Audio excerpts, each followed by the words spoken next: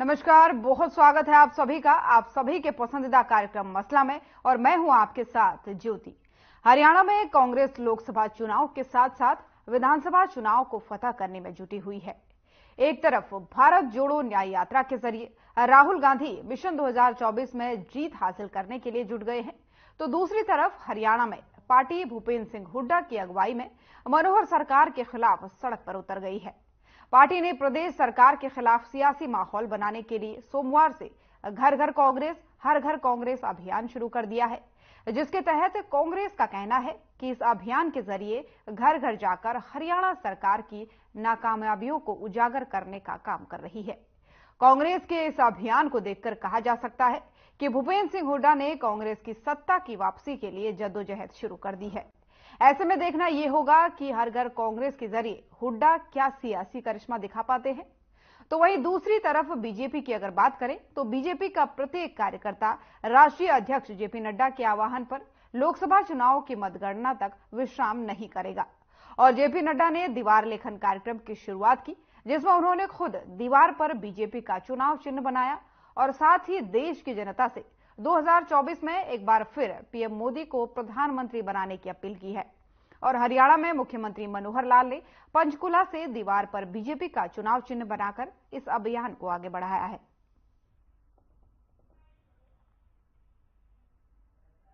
Slogan है ये, तो हमने आज शुरुआत की है, लेकिन इस स्लोगन को जी हम और अधिक इम्प्रूव करते हुए इसको लिखेंगे बार बार मोदी सरकार जी। यही क्योंकि आज देश की मांग है, यही आज पूरी दुनिया की मांग है जी। जिस प्रकार से नरेंद्र मोदी जी ने आज जो वातावरण पूरे देश के अंदर बना है जी, भव्य राम मंदिर के निर्माण को लेकर के, रामलला की स्थापना को लेकर के, आज देश का बच्चा बच्चा जी इस बात के लिए मोदी जी का धन्यवाद करता है कि उन्होंने देश के अंदर एक राममय वातावरण जो है वो बनाया। वायदे किए थे जी, वो वायदों के अलावा बहुत सारी चीजें ऐसी आई हैं जो शायद हमने अपने मैनिफेस्टो में लिखी भी नहीं थी जी।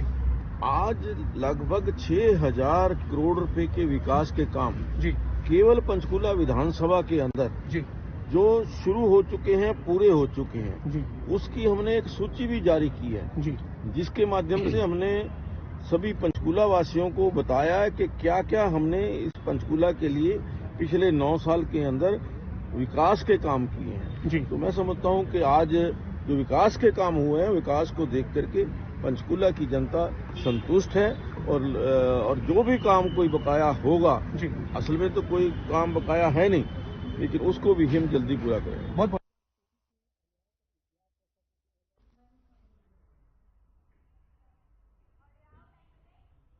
और इन्हीं सब तमाम मुद्दों पर चर्चा के लिए हमारे साथ मेहमानों का पैनल जुड़ गया है। सबसे पहले तारुफ उनका आपसे करवा दूं। भूपेंद्र गहलावत जी, प्रवक्ता बीजेपी, हमारे साथ जुड़ चुके हैं। कमल हांडा जी, प्रवक्ता इनेलो, माफ कीजिएगा, प्रवक्ता कांग्रेस, हमारे साथ जुड़ चुके हैं। अर्जुन सुढ़ैल जी, प्रवक्ता इनेलो, हमारे साथ जुड़ चुके हैं। सबसे पहले तो बहुत बहुत स्वागत है आप सभी मेहमानों का हमारे इस खास कार्यक्रम में।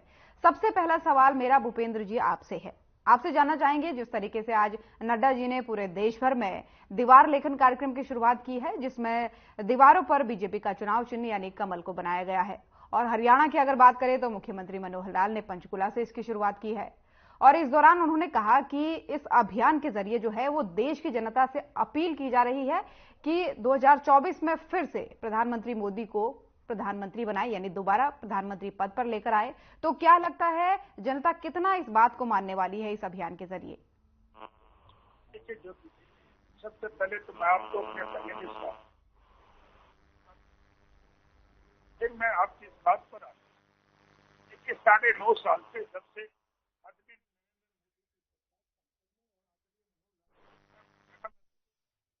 हम 9.5 साल से तो घर घर जा रहे हैं, और आदरणीय नरेंद्र मोदी और जय श्री राम हर हरियाणा की जनता के दिल में बस गया। अब कोई घर घर जोड़े या और कुछ करे, उससे कोई फर्क पड़ने वाला नहीं है। जब इलेक्शन आ गया तो इनको घर घर जोड़ने की बात दिख गई, नहीं तो ये 9.5 साल से क्या थे। और जितना ये लोगों के बीच में जाए, इन्होंने जो उस समय घटनाएं की थी, ये रिपीट होने लगी आवाज। आपकी आवाज मुझ तक आ रही है, आप अपनी बात रखिए। देखिए जी, मैं ये कहना चाहूंगा, जब जितना ये लोगों के बीच में जाएंगे, इन्होंने किस तरह से किसानों की जमीन छीनने का काम किया था, किस तरह से खर्ची पर्ची दे के नौकरी लगाने का काम किया था, जिसमें 13 जातिवाद फैलाने का हरियाणा प्रदेश में इन्होंने काम किया था, और किस तरह से हर मामले में रिश्वत लेके लोगों के काम होते थे। जितने ठीक है गहलावत जी, आपके पास आऊंगी दोबारा क्योंकि आपकी आवाज थोड़ा सा डिस्टर्ब हो रही है, आपकी आवाज को सही करते हैं। आंडा जी आपके पास आना चाहूंगी। जिस तरीके से भारत जोड़ो न्याय यात्रा की बात करें, पूरे देश भर में चल रही है, कल से शुरू हो चुकी है और घर घर कांग्रेस अभियान भी अब शुरू हो चुका है। क्या लगता है इन अभियानों के जरिए, इन यात्राओं के जरिए कितना जनता आपके साथ न्याय करने वाली है, क्योंकि दूसरी तरफ बीजेपी भी पूरी तरीके से तैयार है चुनाव को लेकर के? ज्योति जी आपको नमस्कार, प्रवक्ता भाइयों को भी नमस्कार, जनता को भी सादर नमन। खानदानी रईस हैं जो वो मिजाज रखते हैं नर्म अपना, तुम्हारा लहजा बता रहा है कि ये दौलत नई नहीं है। जरा सा कुदरत ने क्या नवाजा के आके बैठे हैं पहली सफ में, जरा सा कुदरत ने क्या नवाजा ये आके बैठे हैं पहली सफ में। अब तो बहुत उड़ लिए हवा में, अब तो बहुत उड़ लिए हवा में, अब तो इनकी शोहरत चली गई है। तो मैं इनकी बातों का जवाब दे दूं, इनका कि भाई घर घर कांग्रेस, इनको अभी याद आया। आपसे भी मैं एक सवाल पूछना चाहूंगी कि आपके आका को, प्रधानमंत्री को राम मंदिर का अभी याद आया, जो कि शास्त्रानुसार नहीं हो रहा।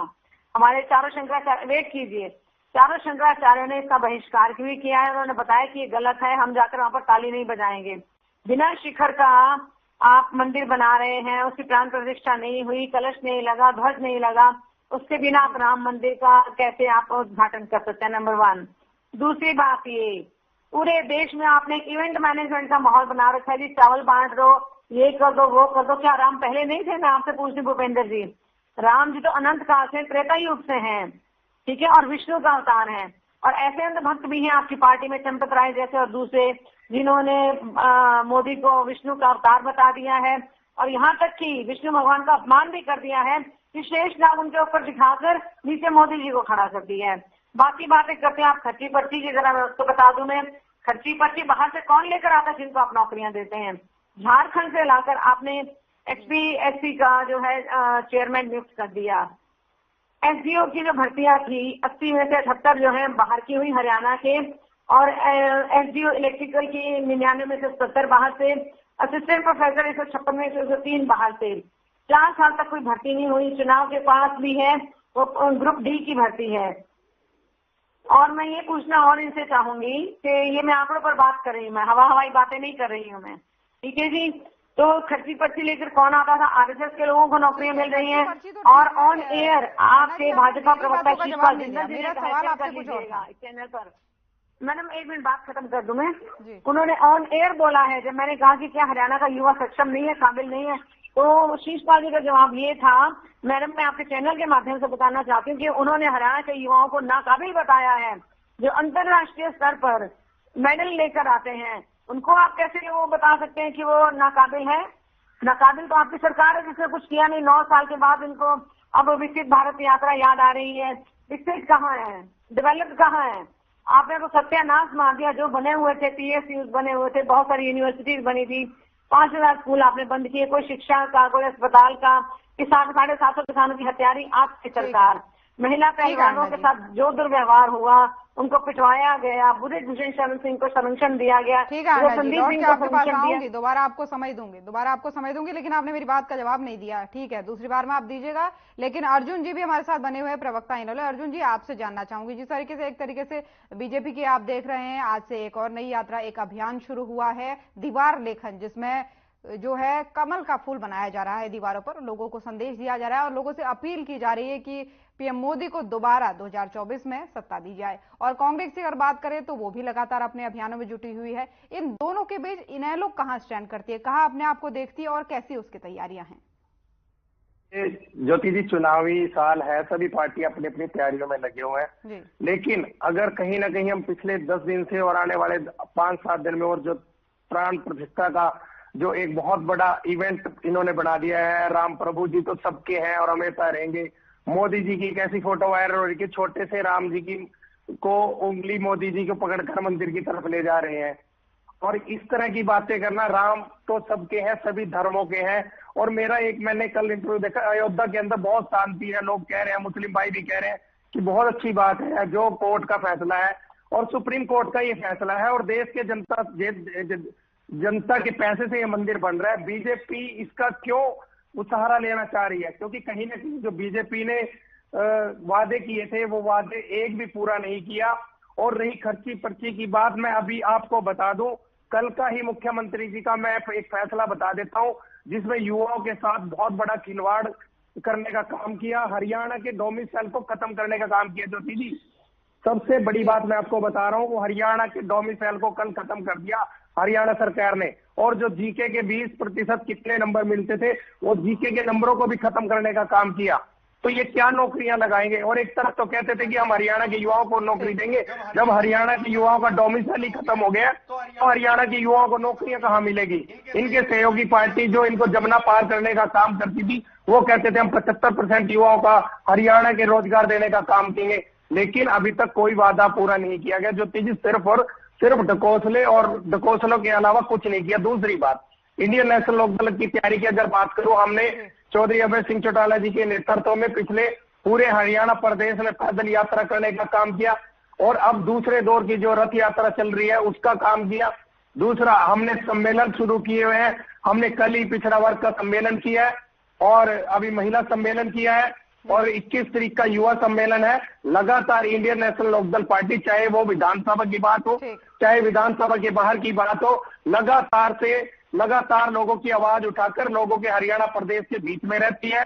और मेरे कांग्रेस प्रवक्ता साथी कह रहे थे कि ये है वो है, तो उनको विपक्ष की भूमिका दी हुई है, लेकिन विपक्षी भूमिका वो निभाने का काम नहीं करते। उनकी तो आपस में जुगता प्रचार लड़ाई यही नहीं खत्म हो रही है। उनको मुद्दे उठाने चाहिए प्रदेश के, जिसका काम सिर्फ और सिर्फ एक अकेला विधायक होते हुए चौधरी अभय सिंह चौटाला विधानसभा के अंदर भी और विधानसभा के बाहर भी। दोबारा आपको समय दिया जाएगा। गहलोत जी के पास वापस आना चाहूंगी। गहलोत जी, आपको मेरी आवाज आ रही है? जी आ रही है। आपको दोनों के सवालों का जवाब देना है। जिस तरीके से आपने देखा कि हांडा जी ने भी आप पे कई आरोप लगाए हैं, अर्जुन जी की बात करें उन्होंने भी लगाए हैं, तो इन दोनों के सवालों का जवाब दीजिए।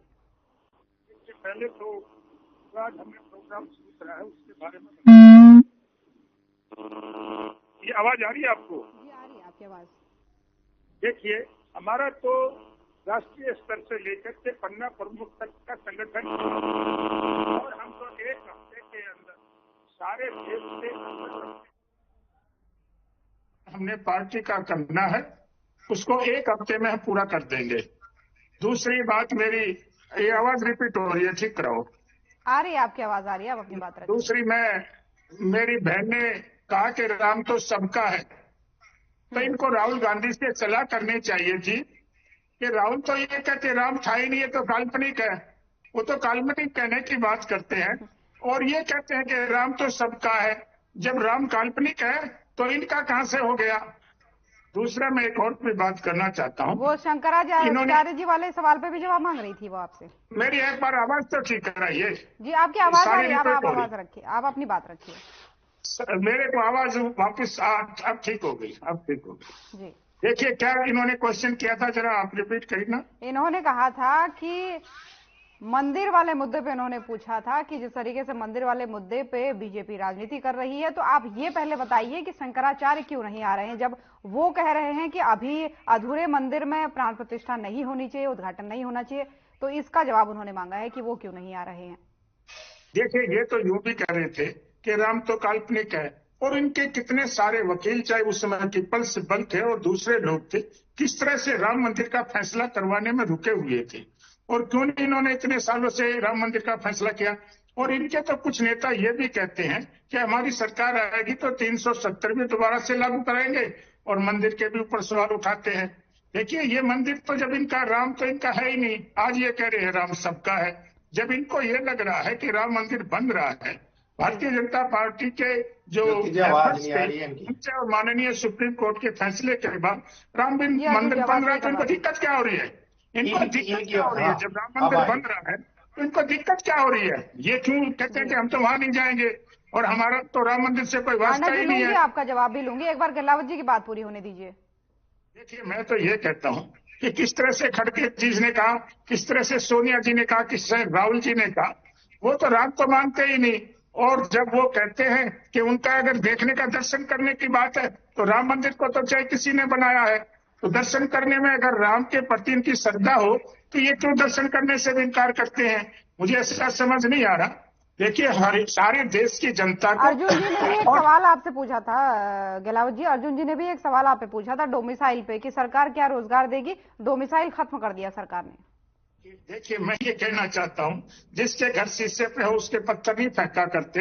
10 साल तक मैं शीशे पत्थर की बात नहीं कर रहा हूँ, मैं कल की बात कर रहा हूँ। डोमिसाइल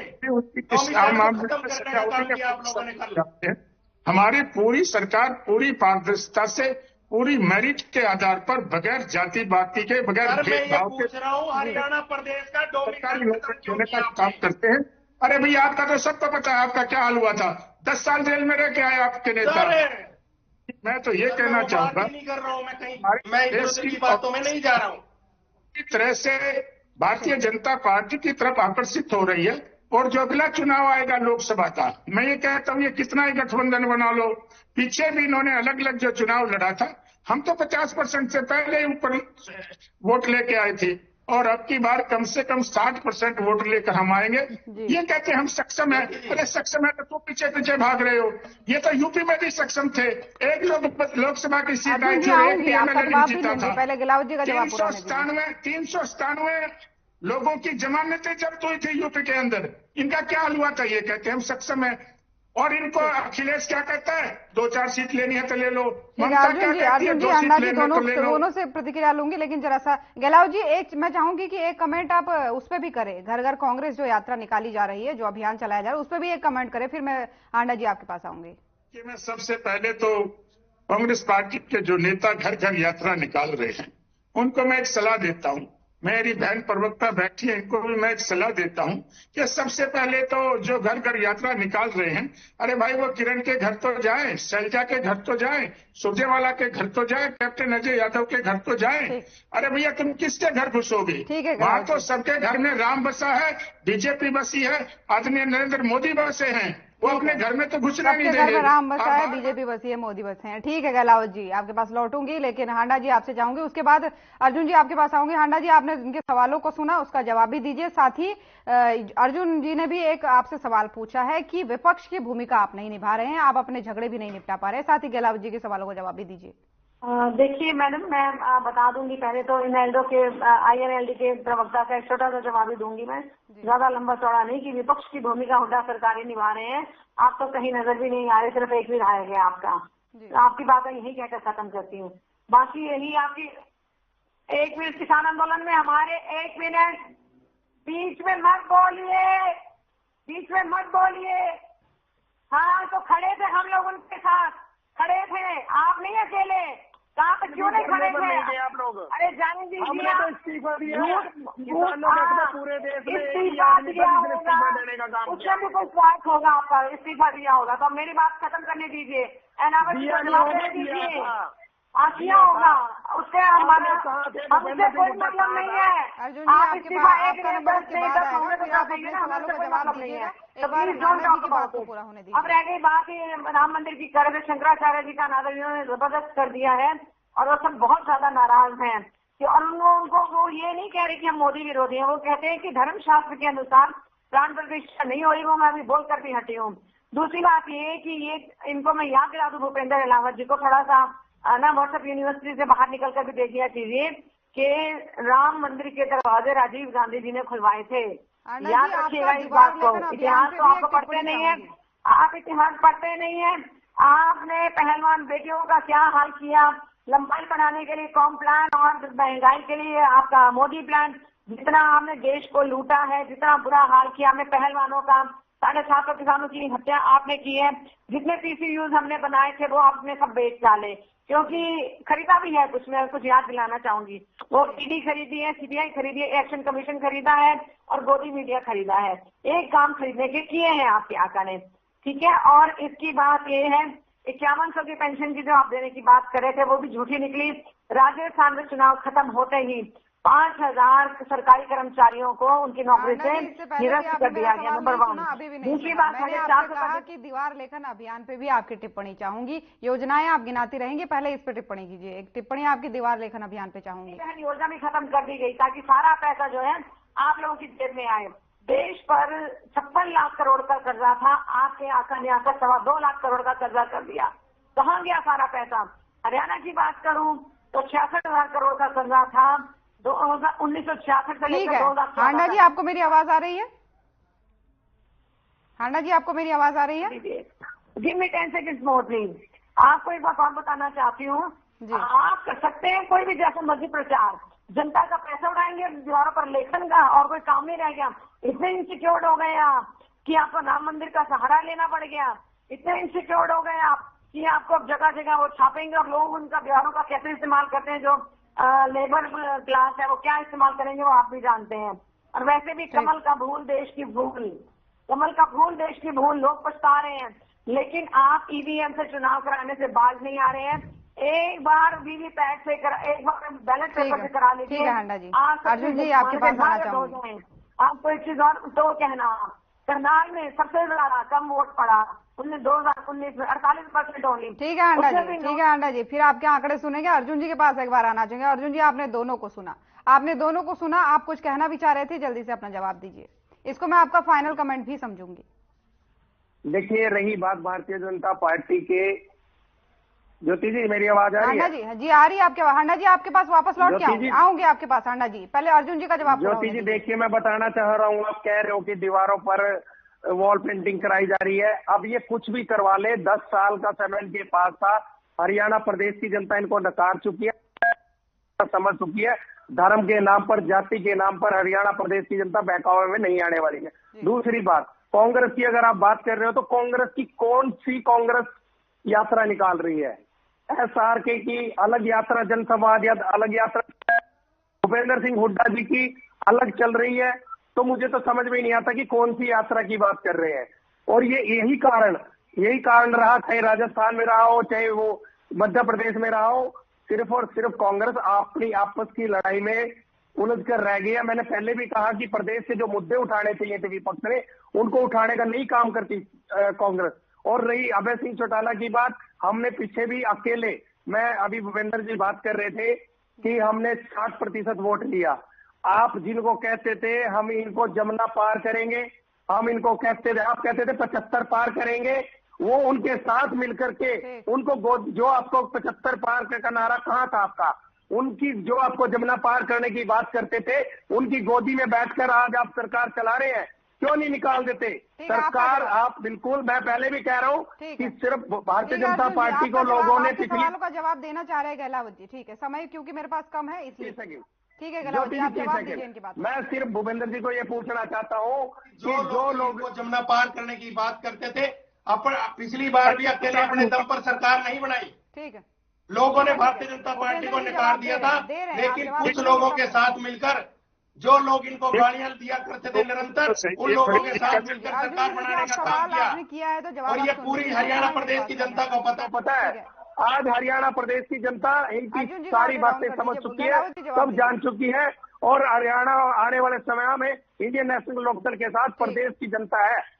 ठीक है गहलावत जी, जवाब दीजिए। हांडा जी, इसके बाद आपके पास आऊंगी। गहलावत जी, इसको फाइनल कमेंट भी समझूंगी, जल्दी से 15 हमारी कौम बहन शैलजा भी और हुड्डा जी भी कांग्रेस के लिए वोट मांग रहे हैं। आपके तो घर में ही फूट हो गई, जेजेपी निकल के आ गई। बताइए, INLD में से जेजेपी निकल के आ गई, आप अपनी फूट की बात करिए ना। हम उनको साथ थोड़ी लेके जा रहे हैं। नहीं, हम लेके, पर झूठ तो है ना। आप हम क्यों निकाले? हमने तो दोनों कांग्रेस के लिए काम कर रहे हैं, दोनों कांग्रेस के लिए काम कर रहे हैं, दोनों कांग्रेस के लिए काम कर रहे हैं। हमने निकालने का काम किया कर रहे हैं अर्जुन जी, दोनों कांग्रेस के लिए। अकेले बीजेपी के लिए वोट नहीं मांग रहा। कहते हैं कि इंडी गठबंधन तो बना इसलिए है सनातन धर्म का नाश करने के लिए। आपके अगर अरे गाँव में 600% बढ़ गया एक्सपोर्ट, उसका आप सनातनी कहते हैं अपने आप को? शर्म आनी चाहिए। इंडी गठबंधन पर क्यों बना रहे हो आप? 600% बीफ एक्सपोर्ट बढ़ गया मोदी कालखंड में। 10 की 10 सीटें हरियाणा में जीतेंगे और 400 पार देख लो सपने। जनता ने 2 मौके दे दिए, तीसरा मौका नहीं देगी। ज्योति जी, जी 10 सेकंड आपके पास। देखिए कहीं ना कहीं मैं आपको बता रहा हूं, इस तरह बैठकर बोलने से कुछ नहीं होता। हरियाणा प्रदेश की जनता ने 10 साल कांग्रेस को देख लिया है। सिर्फ कांग्रेस को, बीजेपी को इसलिए लेके आए थे कि कहीं ना कहीं हरियाणा प्रदेश की जनता का फायदा होगा, लेकिन आपको भी देखा था, जनता समझ चुकी है। आने वाले समय में इंडियन नेशनल लोकदल की सरकार बनेगी और सिर्फ अभय सिंह चौटाला जी जनता के मुद्दे उठाते हैं। हरियाणा प्रदेश की जनता अभय सिंह चौटाला जी के साथ है, इंडियन नेशनल लोकदल के साथ है और आने वाले समय में। का बहुत बहुत धन्यवाद।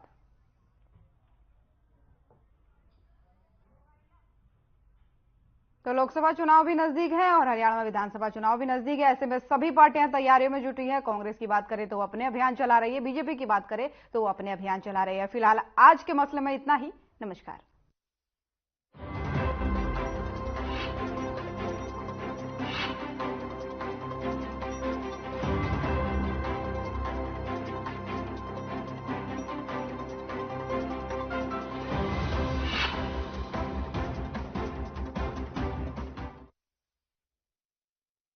मेरे जैसा कोई दूसरा